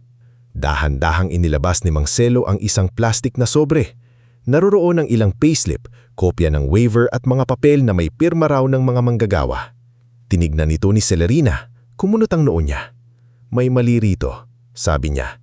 Pare-pareho ang pirma sa magkakaibang pangalan. Lumapit si Lira at tinignan ang papel. Forgery? Tumanggo si Celerina. Malaki ang posibilidad. Napapikit si Agaton. Hindi na ito simpleng atraso ng pamilya. Ito ay pang-aapi na may ebidensya. Nang gabing iyon, hindi siya nakatulog. Umupo siya sa labas ng opisina ng kooperatiba habang hawak ang lumang relo ng ina. Lumapit si Lira at umupo sa kanyang tabi. Iniisip mong bumalik, sabi niya. Hindi para makipag-away, sagot ni Agaton. Para ayusin ang dapat matagal nang inayos. Handa ka na ba? Matagal bago sumagot si Agaton. Tinignan niya ang palayan na unti-unting hinahaplos ng hangin. Noon, kung babalik ako, galit lang ang dala ko. Ngayon, may dahilan na ako at hindi lang ito para sa akin. Sa mga sumunod na buwan, tahimik na kumilos si Agaton. Sa tulong ni Celerina, sinuri nila ang mga lumang dokumento. Sa tulong ni Lira, kinapaanyam nila ang ilang dating manggagawa. Sa tulong ni Ino, naglakbay sila sa bayan para kumuha ng kopya ng mga titulo, utang at public records. Hindi alam ng Hacienda Malcaro na ang lalaking itinakwil nila ay unti-unti nang nakikita ang buong bitak sa kahariang ipinagmamalaki nila. Doon nalaman ni Agaton na lubog sa utang ang Hacienda Malvaro. May mga loan na hindi nababayaran, may lupa ng nakakolateral, may bahagi ng malapit ng mapasakamay ng bangko. At kung may sapat na puhunan, maaring mabili ang malaking bahagi ng utang nila sa legal na paraan. Sa puntong iyon, hindi na maliit ang punla ng lawis. May kita na ito, may investors na naniniwala sa ethical farming at may bagong kumpanyang binuo si Agaton kasama ng ilang tahimik na kasosyo, ang Mirela Verde Holdings. Hindi ito ipinanandak ni Agaton, walang press release, walang magarbong opisina, ang pangalan lamang ng kanyang ina ang nagsilbing ilaw sa bawat desisyon. Isang araw, sa loob ng maliit na opisina, inilapag ni Attorney Solen Abriola, isang independent lawyer na nirekomenda ni Celerina, ang makapal na folder sa harap ni Agaton. Legal ang proseso. Sabi ni Atty. Solen, kung bibilhin ng Mirela Verde Holdings ang utang at ari-ari ang nailalabas ng bangko, magiging kayo ang may kontrol sa hasyenda. Pero dapat malinaw sa iyo, Agaton, hindi ito simpleng pagbili ng lupa. Babangga ka sa sarili mong pamilya. Tumingin si Agaton sa folder. Nasa harap niya ang posibilidad na balikan ang lugar kung saan siya itinapon palabas. Ngunit hindi na siya nanginginig tulad noon. Hindi ko sila babanggain para maghigante, sabi niya. Babangga ako para tapusin ang pang-aaping matagal nilang tinawag na pamamahala. Tumingin si Lira sa kanya. At kung makita mo ulit ang ama mo? Sandaling tumahimik si Agaton. Sa puso niya, anak pa rin siya. Kahit ilang taon ang lumipas, may parte pa rin sa kanya na gustong marinig kahit isang beses ang salitang, "Nagkamali ako." Ngunit alam niyang hindi iyon ang dapat maging batayan ng pagbalik niya. Hindi ko nahihinkain na tanggapin niya ako bago ko gawin ang tama. Mahina niyang sagot. Sa pagtatapos ng ika-7 taon mula nang palayasin siya, nakatayo si Agaton sa harap ng malawak na taniman ng lawis. Sa likod niya ay ang mga taong minsang naniwala sa kanya noong wala siyang kahit ano. Sina Aling Paruna, Ino, Lira, Celerina, Mang Doro at Mang Celo. Sa harap niya naman ay ang daang pabalik sa Hacienda Malvaro. Hindi na siya ang anak na pinalayas na walang direksyon. Siya na ngayon ang magsasakang natutong magtanim ng tiwala, mag-ani ng tagumpay at maghintay ng tamang panahon. At sa pagkakataong ito, hindi siya babalik para humingi ng lugar sa mesa ng mga Malvaro. Babalik siya dala ang katotohanang ang mesa, ang mansyon at ang lupang matagal nilang ipinagyayabang ay unti-unti nang napupunta sa kamay ng taong minsan nilang tinawag na hampas lupa. Bago pa man sumikat ang araw, gising na si Agaton sa maliit na bahay na itinayo sa gilid ng punla ng lawis. Hindi na iyon ang dating butas-butas na bodega ni Aling Paruna, ngunit hindi rin iyon marangyang tahanan. Kahoy ang sahig, malinis ang paligid, may maliit na mesa sa tabi ng bintana at sa dingding ay nakasabit ang lumang itrato ni Doña Mirelia na hawak ang isang batang si Agaton sa gitna ng palayan. Sa tabi ng litrato ay naroon pa rin ang lumang relo ng kanyang ina. Matagal siyang nakatayo roon, tahimik, habang pilagmamasda ng liwanag na dahan-dahang dumadampi sa mga dahon ng palay. 7 taon na ang lumipas mula nang umalis siya sa Hacienda Malvaro. 7 taon mula nang tawagin siyang hampas lupa. 7 taon mula nang isara sa kanya ang gate ng pamilyang dapat sana ay kumukop sa kanya. Mulit sa umagang iyon, hindi siya babalik bilang anak na naghahanap ng awa. Babalik siya bilang taong may bitbit na katotohanan. Kumatok si Lira Mayuga sa pinto, dala ang folder na maingat niyang inayos kagabi. Nakasimpil lamang siyang puting blouse at paldang abaka. Ngulit sa tindig niya ay mababakas ang lakas ng babaeng matagal nang lumalaban sa tamang paraan. "Handa ka na?" tanong niya. Huminga ng malalim si Agaton. Hindi ko alam kung may taong talagang nagiging handa sa pagharap sa sariling ama. Lumapit si Lira at inilapag ang folder sa mesa. "Hindi mo kailangang maging bato ngayon, gato. Kailangan mo lang maging malinaw." Napatingin si Agaton sa kanya. Sa loob ng maraming taon, si Lira ang datas magpapaalala sa kanya na ang galit ay madaling gawing gasolina, pero delikado kapag iyon lang ang nagpapaandar sa puso. Kung wala si Lira, maaring matagal na siyang bumalik sa hasyenda dala ang yabang ng tagumpay. Ngunit dahil sa kanya, natutunan niyang ang mas mahirap pala kaysa manalo ay ang manatiling makatarungan kapag ikaw na ang may hawak ng kapangyarihan. Maya-maya dumating sa labas sina Ino Versida, Celerina Butavara, Attorney Solen Abriola, Aling Paruna Dacuel, Mangselo Tamundong at ilang kinikilalang dating manggagawa ng Hacienda Malvaro. Hindi sila mukhang hukbo, wala silang armas. Ang dala nila ay mga dokumento, testimonyo at mga mukhang pagod ngunit buo ang loob.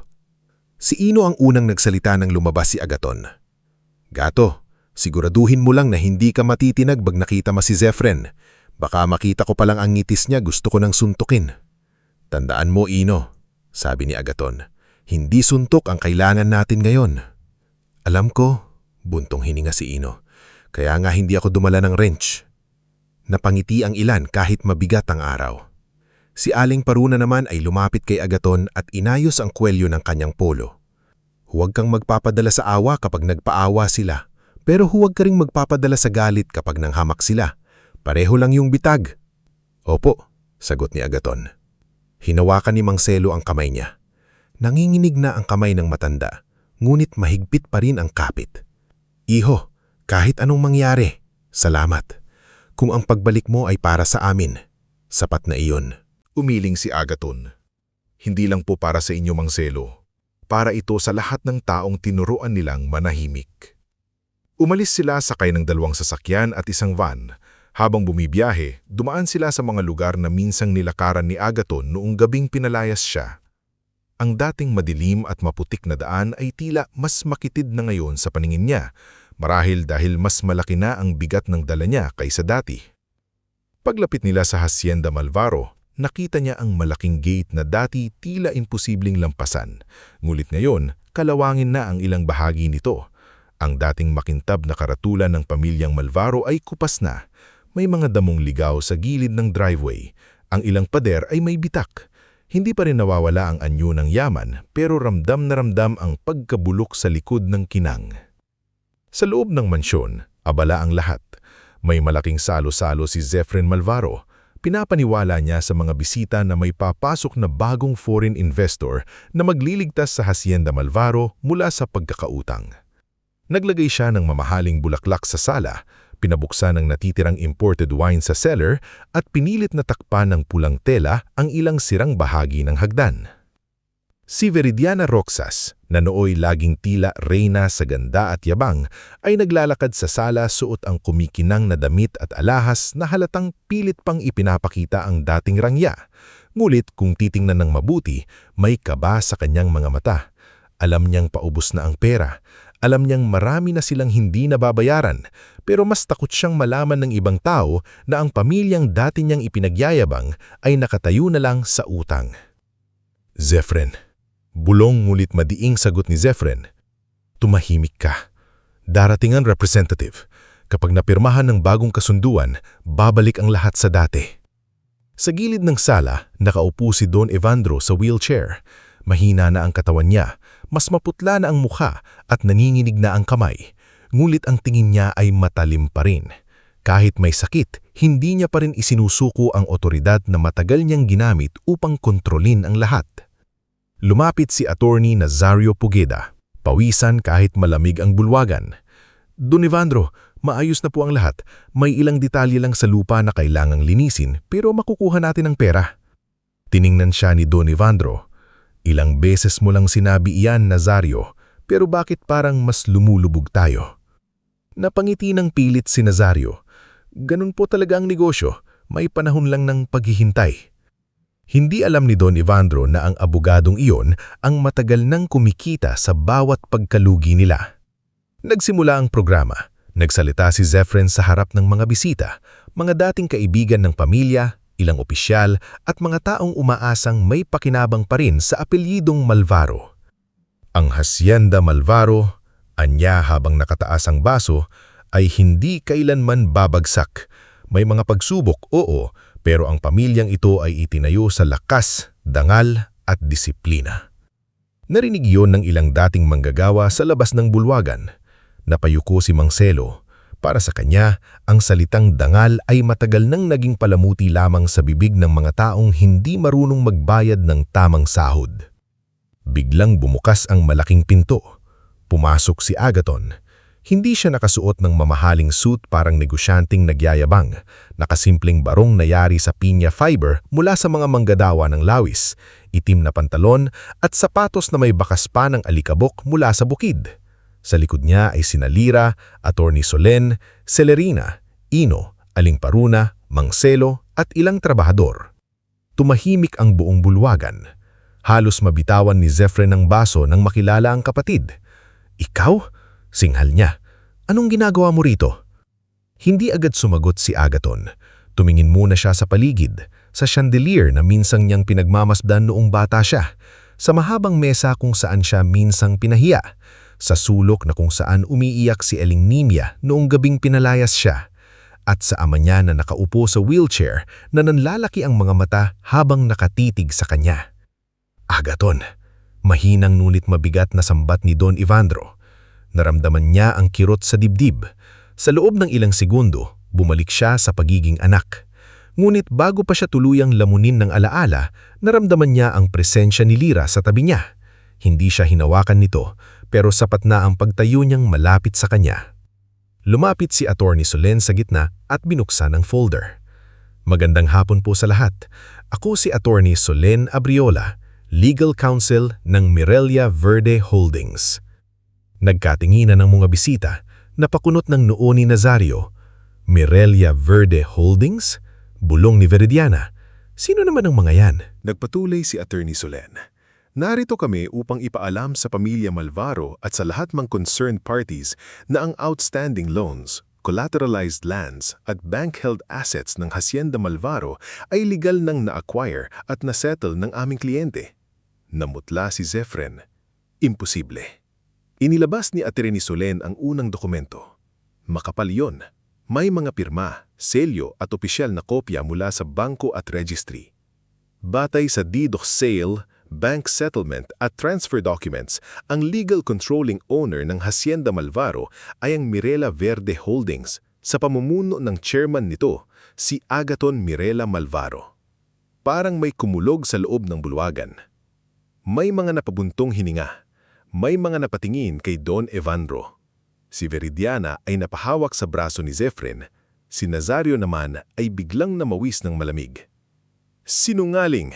sigaw ni Zefren. "Wala kang pera. Pinalayas ka rito parang aso. Hampas lupa ka lang." Tahimik na humakbang si Agaton. Tinignan niya ang kapatid ng walang puot, nguit may bigat ng 7 taong pananahimik. "Ang hampas lupang tinawag mo," sabi niya, "ay natutong magtanim, makipon, makitiwala sa tamang tao at magpalago ng negosyong hindi umaapak sa manggagawa. Habang kayo, ipinagbili ninyo ang pangalan ng pamilya para lang itago ang pagkabulok ninyo." Namula si Zefren. Susugod sana siya, ngunit pinigilan siya ng 2 security staff na dati tauhan nila, ngunit ngayoy nasa ilalim na ng bagong management. Hindi pa tapos, sabi ni Attorney Solen.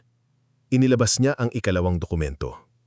Bukod sa transfer of ownership, may nakahandang legal complaint at settlement proposal kaugnay sa wage theft, falsification of signatures, intimidation of workers, at illegal dispossession attempts laban sa ilang kasapi ng dating management ng Hacienda Malvaro. Biglang napatihin si Nazario sa pinto, tila nanhahanap ng paraan para makaalis. "Kalokohan ito," sigaw niya. "Walang basehan yan." Lumapit si Celerina, bit-bit ang mga kopya ng payslip, waiver at accounting records. "May basehan, Attorney Nazario. Pare-pareho ang stroke ng pirma sa 24 na pangalan. May payroll entries na lumalabas na nabayaran ang mga trabahador pero walang bank release at walang cash voucher. May pondo ring nailipat sa dummy suppliers na konektado sa opisina mo." Nagbulungan ng mga tao. Si Mang Celo, kahit nanginginig, ay humakbang pasulong. "Ako po si Celo Tamundong. 40 taon akong nagtrabaho sa hasyendang ito. May mga pinapipirma sa amin na hindi namin naintindihan. May mga benepisyong sinabing natanggap na namin kahit wala kaming nahawakan. Matagal kaming nanahimik dahil akala namin wala kaming laban." Sumunod magsalita ang isang matandang babae mula sa likod, si Aling Nimia na sinundo pala ni Nalira noong umagang iyon. Mahina ang katawan niya pero buo ang boses. "Hindi kami hayop," sabi niya habang umiiyak. "Hindi kami gamit na kapag luma na, itatapon na lang. Tao kami." Doon unang nabasag ang mukha ni Don Evandro. Hindi siya makapagsalita. Nakatingin siya kay Aling Nimia, pagkatapos kay Mang Celo, pagkatapos kay Agaton. Sa loob ng maraming taon, sinabi sa sarili na ang mga manggagawa ay bahagi lang ng negosyo. Ngayon, sa harap niya, mukha silang mga taong buong buhay niyang hindi talaga nakita. Binasa ni Attorney Solen ang nilalaman ng settlement option. Ang mga napatunayang sangkot ay kailangang magbalik ng ninakaw na benepisyo, magbayad ng danyo, humarap sa imbestigasyon, at kung nais nilang bawasan ang kasong haharapin, papasok sila sa Supervised Community Accountability Program. Kabilang dito ang sanitation work, pagpapanambalik ng lumang workers' quarters, paglilinis ng mga pasilidad ng bagong foundation at personal na paghingi ng tawad sa mga naapektuhan. Nang marinig ito ni Veridiana, halos mapasigaw siya. "Ano? Kami? Maglilinis ng banyo? Maglilinis ng quarters ng mga trabahador? Hindi mo pwedeng gawin yan sa amin." Tumingin si Agaton sa kanya. "Noong sila ang nakatira sa sirang quarters, hindi ka naawa. Noong sila ang naglilinis ng bahay ninyo habang nilalayit mo sila, hindi ka nahiya. Ngayon na kailangan niyong linisin ang dumi ng sistema na pinakinabangan ninyo, saka mo sasabihing hindi pwede." Nanginginig sa galit si Veridiana, pero wala siyang maisagot. Si Zefren naman ay napaupo, tila biglang naubusan ng lakas. "Ginawa mo ito para ipahiya kami," sabi niya. "Hindi," sagot si Agaton. "Kung kahiyaan lang ang habol ko, matagal na akong bumalik na may kamera at media. Ginawa ko ito dahil kung hindi kayo papanagutin, uulit lang ang lahat sa ibang pangalan, ibang lupa, ibang mga mahihirap." Sa wakas, nagsalita si Don Evandro. "Agaton, anya, halos pabulong." "Anak." Napapikit si Agaton. Isang salita lang iyon, ngunit halos mabali ang lahat ng depensang itinayo niya sa loob ng 7 taon. Ngunit nang buksan niya ang mga mata, nakita niya hindi lang ang ama niya, kundi ang lahat ng manggagawang naghihintay ng hustisya. "Hindi mo ako anak noong gabing pinalayas mo ako." Mahinang tanong ni Agaton. "Timo po," sagot ng bata. "Timo Banzuela." Lumuhod ng bahagya si Agaton upang pumantay sa kanya. "Nag-aaral ka ba?" Napayoko si Timo. "Minsan po, kapag walang kailangang tulungan si nanay." Napatingin si Agaton kay Lira. Hindi na kailangan pang magsalita. Pareho nilang naintindihan ng ibig sabihin noon. Hindi sapat na bilhin ang lupa. Hindi sapat na palitan ng pangalan sa titulo. Kung mananatiling ganito ang kalagayan ng mga taong naninirahan doon, wala ring pinagkaiba ang bagong pamahalaan sa dati. Sa araw ding iyon, ipinatawag ni Agaton ang lahat ng dating manggagawa sa lumang bodega ng hasyenda. Dati itong imbakan ng abono at kagamitan. Ngayon, Pansamantala itong ginawang assembly hall. May ilang silyang hiniram sa kapilya, may mesa sa harap at may pisarang dala ni Lira mula sa lawis. Tumayo si Agaton sa gitna. Hindi siya umakyat sa entablado. Ayaw niyang magmukhang nasa ibabaw siya ng mga taong kaharap niya. Alam kong pagod na kayo sa pangako. Simula niya. Maraming taon kayong pinangakuan ng maayos na pabahay, tamang binipisyo at patas na sahod. Hindi ko hihingin sa inyong maniwala agad sa akin. Ang hihingin ko lang ay bantayan ninyo ako. Kapag may mali sa ginagawa namin, magsalita kayo. Kapag may hindi natutupad, ipaalala ninyo. Ang hasyendang ito ay hindi na dapat paandarin sa takot. May ilang nagkatinginan. Hindi sila sanay makarinig ng ganoong salita mula sa isang malbaro. Tumayo si Aling Nimya, hawak ang tungkod. Kung totoo ang sinasabi mo, Gato, una mong ayusin ang tirahan ng mga bata. Kahit kami, matanda na, sanay na kami sa hirap. Pero sila, wag na sana nilang danasin ang dinanas namin. Tumanggo si Agaton. Iyon po ang uunahin natin. Mula noon, nagsimula ang tunay na pagbabago. Hindi ito mabilis barang himala. Hindi isang gabi lang ay naging maganda ang lahat. Realistiko ang naging proseso. Sinukat muna ang lupa, ininspeksyon ng mga lumang istruktura, inayos ang legal na status ng bawat manggagawa at sinuri ni Celerina ang mga dokumentong may kilalaman sa hindi nabayarang sahod at benepisyo. Habang ginagawa yon, si Ino ang nanguna sa repair team. Tinuruan niya ang mga kabataang manggagawa kung paanong mag-ayos ng kanal, magpalit ng tubo at gumawa ng murang water filter. Si Aling Paruna naman ay nagtayo ng community kitchen para sa mga volunteers. Walang magtatrabaho ng walang laman ng tiyan, sabi niya habang naghahalo ng malaking kawa ng lugaw.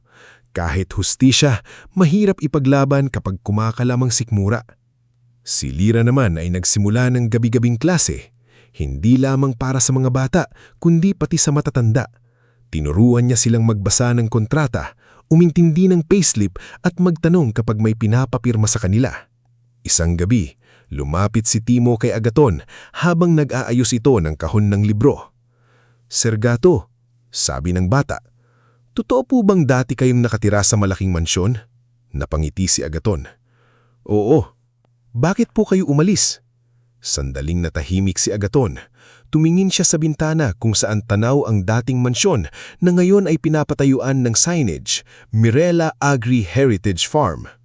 Dahil may mga bahay na malaki pero hindi tahanan, at may mga lugar na maliit pero tinuturuan kang maging tao. Hindi lubos na naintindihan ni Timo pero tumanggo siya na parang itatago ang sagot sa puso. Habang umaangat ang bagong sistema, nagsimula naman ang pananagutan ng mga dating ng api. Si Zefren at Veridiana ay hindi nakulong agad dahil pumayag silang pumasok sa legal settlement habang nagpapatuloy ang investigasyon. Bahagi ng kasunduan ang pagbabalik ng ilang ari-arian na napatunayang binili gamit ang pondong dapat para sa hasyenda, pagbabayad ng danyo sa manggagawa at pagsali sa Supervised Community Accountability Program. Sa unang araw ng kanilang sanitation duty, halos hindi makatingin si Veridiana sa mga tao. Nakasuot ng simpleng gray uniform, guantes at face mask. Wala na ang kumikinilang niyang alhas, wala na rin ang dati niyang mapanghusgang tingin. Pero naroon pa rin ang galit. "Hindi dapat ako nandito," bulong niya habang hawak ang map. Narinig iyon ni Aling Paruna na nagbabantay sa kitchen area. "Tama ka, dapat noon ka pa nandito para nakita mo kung paano kalinisin ng mga taong nilalait mo." Namula si Veridiana pero wala siyang naisagot. Si Zefren naman ay inilagay sa waste management facility kasama si Ino.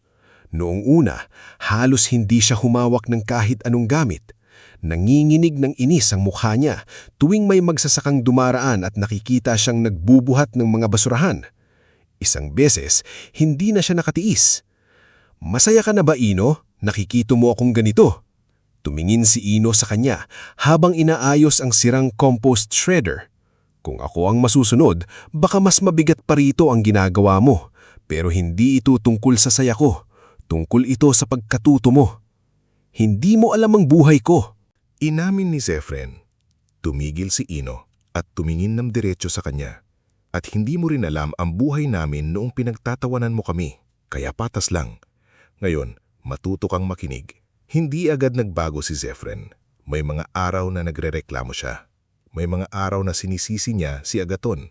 Pero unti-unti, nang makita niya ang mga matatandang manggagawang pinagkaitan nila ng sahod at ang mga batang tulad ni Timo na muntik nang mawalan ng pag-aaral dahil sa kanilang kasakiman, nagsimulang mabasag ang tibay ng kanyang yabang. Isang hapon, nakita niya si Mang Selo na nagbubuhat ng maliit na kahon ng punla. Lumapit siya, nag-alangan, at kinuha ang kahon mula rito. "Ako na," maikli niyang sabi. Nagulat si Mang Selo. "Salamat." Hindi pa iyon paghingi ng tawad. Hindi pa iyon pagbabago. Pero iyon ang unang beses na may binuhat si Zefren para sa ibang tao nang hindi siya napipilitan ng kamera, bisita o ama. Samantala, mas mabigat ang naging kaso ni Attorney Nazario Pugeda. Akala niya nung una ay kaya pa niyang lusutan ang lahat. Nakapagpiyansa siya pansamantala habang dinidinig ang kaso at ginamit niya ang ilang natitira niyang koneksyon para sirain si Agaton. Naglabas siya ng balita sa isang lokal na pahayagan na nagsasabing inagaw lang daw ni Agaton ang hasyenda para gantihan ang pamilya. May binayaran din siyang ilang tao upang magprotesta sa gate, dala ang placard na nagsasabing, "Ibalik ang Malvaro sa tunay na tagapagmana." Hindi natakot si Agaton. Sa halip na patulan ang paninira, binuksan niya ang records ng bagong pamamahala sa publiko. Ipinakita ni Celerina ang accounting report. Ipinakita ni Lira ang listahan ng scholars. Ipinakita ni Attorney Solen ang legal documents. At sa public hearing sa munisipyo, isa-isang tumistigo ang mga taong inapi ng dating sistema. Si Aling Nimya ang unang nagsalita. Ikinwento niya kung paano siya pinapirma sa papel na hindi niya nabasa. Si Mang Selo ang sumunod. Hawak ang lumang payslip na ebidensya ng hindi nabayarang benepisyo. Pagkatapos, tumayo si Celerina at ipinaliwanag ang pekeng entries sa libro. Ngunit, ang pinakaiginagulat ng lahat ay nang tumayo si Zefren. Nasa likod siya ng bulwagan, nakayuko, tila ilang gabing hindi nakatulog. Nang tawagin ni Attorney Solen, mabagal siyang lumapit. "Mr. Malvaro," tanong ng hearing officer, "handa ka bang magsalita?" Tumingin si Zefren kay Nazario na nakatitig sa kanya na tila nagbabantay. Pagkatapos ay tumingin siya kay Agaton. Walang galit sa mukha ni Agaton. Wala ring awa na nakaapak. Naghihintay lang ito ng katotohanan. Huminga ng malalim si Zefren. "Opo," sabi niya. Si Attorney Nazario ang nag-ayos ng ilang dokumento. "Alam kong may mali. Pero pumayag ako dahil gusto kong mailigtas ang itsura ng pamilya namin. Ginamit niya ang takot namin sa pagbagsak para itulak kami sa mas maraming kasinungalingan. Hindi iyon palusot, kasalanan ko rin. Pero hindi pwedeng siya lang ang magkunwaring malinis." Nagkagulo ang bulwagan. Si Nazario ay sumigaw, tinawag na sinungaling si Zefren. Ngulit huli na. May iba pang dokumento na sumuporta sa pahayag. Sa mga sumunod na linggo, tuluyang pinagtibay ang kaso laban kay Nazario dahil sa falsification, fraud, at labor-related violations. Nakulong siya habang nagpapatuloy ang paglilitis. Hindi naging masaya si Agaton sa pagkakakulong nito. Naramdaman niya lamang na may tinik na nabunot sa lupang matagal ng sugatan.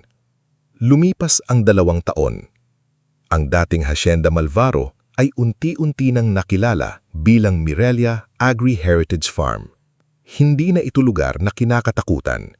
Isa na itong bukirin, training center, kooperatiba, at paaralan ng mga anak ng manggagawa. Ang dating ballroom ng mansyon ay ginawang lecture hall. Ang dating wine cellar ay naging seed storage. Ang servants' quarters ay inayos at naging mailawalas na pabahayan.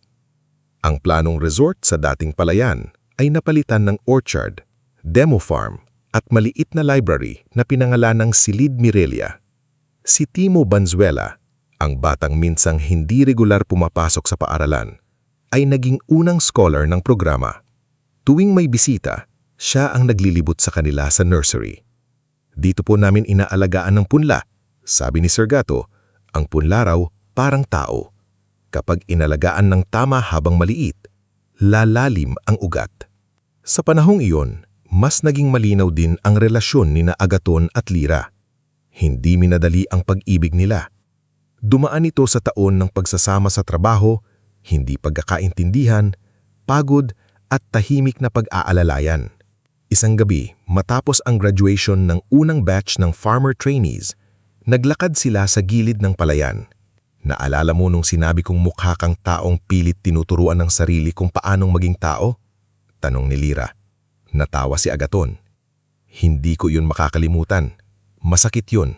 Ngayon, sabi ni Lyra, mukha ka ng taong hindi na kailangang patunayan sa lahat na mahalaga siya. Tumigil si Agathon. Mula sa bulsa, inilabas niya ang lumang relo ni Doña Mirelia. Hindi na iyon gumagana, ngunit maingat pa rin niyang iniingatan. Lyra, Sabi niya, nung pinalayas ako, akala ko nawala ang lahat. Pero sa lawis, natutunan kong ang pamilya pala minsan, hindi lang dugo. Minsan, sila ang mga taong nananatili habang binubuo mo ang sarili mo. Tumingin si Lyra sa kanya, tila alam na ang susunod niyang sasabihin. Gusto kong manatili ka, pagpapatuloy ni Agathon. Hindi bilang taong laging nagliligtas sa akin, kundi bilang kasama kong mag-atanim pa ng mas maraming bukas. Papakasalan mo ba ako? Hindi umiyak agad si Lyra. Ganon siya. Matatag kahit sa pinakamatamis na sandali. Pero nang ngumiti siya, doon nakita ni Agathon ang sagot bago pa man niya ito marinig. Oo, sabi niya. Pero isang kondisyon. Ano? Walang engranding kasal sa ballroom. Napatawa si Agathon. Sa palayan? Sa palayan, sagot ni Lyra. Doon nagsimula ang lahat. Bago ang kasal, may isa pang kailangang harapin si Agathon. Si Don Evandro ay nakatira na ngayon sa maliit na guest house sa loob ng farm. Hindi siya itinapon ni Agathon sa kalye, ngunit hindi rin ibinalik ang dating kapangyarihan nito. May nurse na tumitingin sa kanya, may simpleng pagkain, at may pahintulot siyang maglakad sa hardin kapag kaya ng katawan niya. Sa unang mga buwan, bihira siyang magsalita. Madalas siyang nakatingin sa malayo, tila binabalikan ang bawat salitang sinabi niya noong gabing pinalayas ang anak. Isang umaga, nakita niya si Agathon na nagtuturo sa mga batang scholars kung paanong maglipat ng punla. Nakayuko si Agathon, may putik sa paa. Nakangiti habang tinuturuan si Timo at iba pang bata. Lumapit si Don Evandro. Mabagal ang bawat hakbang, alalay ng tungkod. Agathon, tawag niya. Tumigil si Agathon at lumapit. Papa. Matagal silang nagtitigan. Sa pagitan nila ay mga taon ng sugat, galit, pananahimik, at pagkakamaling hindi madaling burahin. Akala ko noon, kapag humawak ka ng lupa, bumababa ang pagkatao mo. Akala ko kapag yumuko ka sa bukid, talo ka na. Nanginginig ang boses niya. Pero ako pala ang mababa. Ako pala ang talo sa sarili kong kayabangan. Napapikit si Agathon.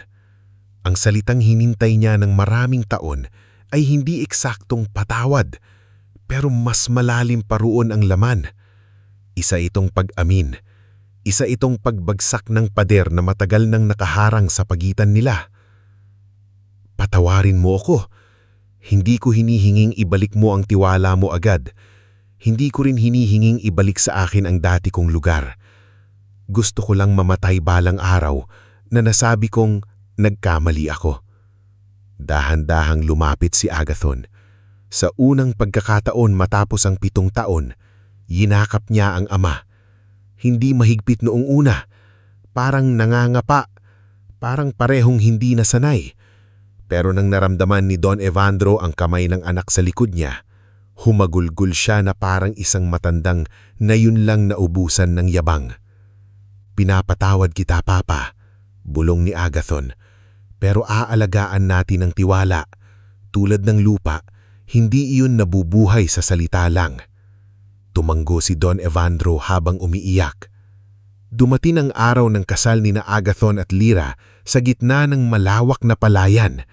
Walang kristal na chandelier, walang rulang carpet, walang mamahaling alak. Ang palamuti ay mga bulaklak mula sa farm, ang mga ilaw na sinabit ni Ino, at ang mga upuang kahoy na ginawa ng mga manggagawa. Si Aling Paruna ang nanguna sa pagkain, si Selevina ang nag-ayos ng listahan ng bisita, si Mangselo ang nagdala ng unang basket ng ani bilang regalo, at si Timo ang nag-abot ng singsing. Naroon si Zefren, tahimik sa likod. Hindi pa siya ganap na nagbago, ngulit malayo na sa dating mapagmataas. Nang nakita niya si Agathon bago magsimula ang seremonya, lumapit siya. "Gato, hirap na hirap pa rin gamitin ang palayaw na dati niyang kinukutya. Hindi ko alam kung karapat-dapat akong nandito." Tiningnan ni Agathon. Walang nagiging karapat-dapat sa isang araw. Pero kung araw-araw ang magbabago, baka dumating din doon. Tumanggo si Zefren. "Susubukan ko." Si Veridiana naman ay hindi naging malapit sa kanila, ngunit nagpatuloy siya sa community program at kalaunan naging tagapamahala ng sanitation supplies. Hindi naging bigla ang kanyang kabutihan. Hindi siya ginawang perpektong tao ng kahihiyan. Ngunit natuto siyang manahimik kapag may nagkukwento ng hirap. At sa unang pagkakataon, marunong na siyang magsabi ng pasensya na, Nang hindi pilit. Sa gitna ng seremonya, nang tinanong sina Agathon at Lyra kung handa ba silang magsama sa hirap at ginhawa, tumingin si Agathon sa paligid. Nakita niya si Aling Paruna na umiiyak habang pinapahira ng apron ng mata. Nakita niya si Ino na pilit nagbapanggap na hindi naiiyak. Nakita niya si Celerina na maayos pa ring hawak ang folder kahit kasal na ang pinupuntahan. Nakita niya si Mangselo na nakangiti sa tabi ni Aling Mimia. Nakita niya ang ama niyang si Don Ivandro na tahimik na nakaupo. Hawak ang lumang relo ni Mirela na ibinalik ni Agathon sa kanya sa araw na iyon. At nakita niya ang lupa. Ang lupang minsang ginamit para sukatin ang halaga ng tao. Ang lupang minsang naging dahilan upang siya itakwil. Ang lupang na yun ay bumubuhay sa mga batang may pangarap, sa mga pamilyang may tahanan, at sa komunidad na hindi natakot magsalita. Sa reception, tumayo si Agathon sa harap ng lahat. Walang script, walang mahabang talumpati. Hawak niya ang kamay ni Lyra. "Noong pinalayas ako rito," sabi niya, "akala ng iba iyon ang katapusan ng pangalan ko. Pero natutunan ko na ang pangalan ng tao ay hindi nabubuo sa apelyido. Nabubuo ito sa mga pinipili niyang gawin kapag wala na siyang maipagyabang." Tahimik ang lahat. Tinawag akong hampas lupa, pagpapatuloy niya. "Noon nasakton ako. Ngayon ipinagmamalaki ko. Dahil kung ang ibig sabihin ng hampas lupa ay taong yumuyuko sa lupa para magtanim, magpakain at magbigay buhay, mas gugustuhin ko pang matawag na ganoon kaysa maging taong nakatayo nga sa mataas na bahay pero walang nakikitang kapwa." Tumunog ang palakpakan. Hindi iyon palakpakan ng mga taong humahanga sa yaman. Iyon ay palakpakan ng mga taong nakakita ng hustisyang hindi na uwi sa paghihiginti, kundi sa paghilom. Lumipas pa ang mga taon at ang Mirela Agri-Heritage Farm ay naging modelo ng makatarungang pagsasaka sa buong lalawigan. Ang mga anak ng magsasaka ay nakapagtapos. Ang mga dating manggagawa ay naging miyembro ng kooperatiba. Ang dating mansyon ay hindi na sentro ng yabang, kundi sentro ng pag-aaral. At sa bawat anihan ay may isang bahagi ng kita na otomatikong inilalagay sa pondo para sa edukasyon, kalusugan at pabahay. Si Don Evandro ay pumanaw makalipas ang ilang taon, hindi na bilang kinatatakutang hasyendero, kundi bilang matandang nagsikap bumawi sa natitirang panahon. Sa kanyang libing, hindi marangyang bulaklak ang pinakamarami, kundi mga punla ng palay na dinala ng mga magsasaka. Sa lapida niya, hiniling mismo ni Agathon na ilagay ang simpleng linyang, natutong yumuko bago tuluyang nagpahinga. At si Agathon, kasama si Lyra at ang mga taong naniwala sa kanya, ay nagpatuloy. Hindi na niya hinabol ang dating apelyido para patunayan ang sarili. Hindi na niya kailangang ipamukha sa lahat na siya ang nagwagi.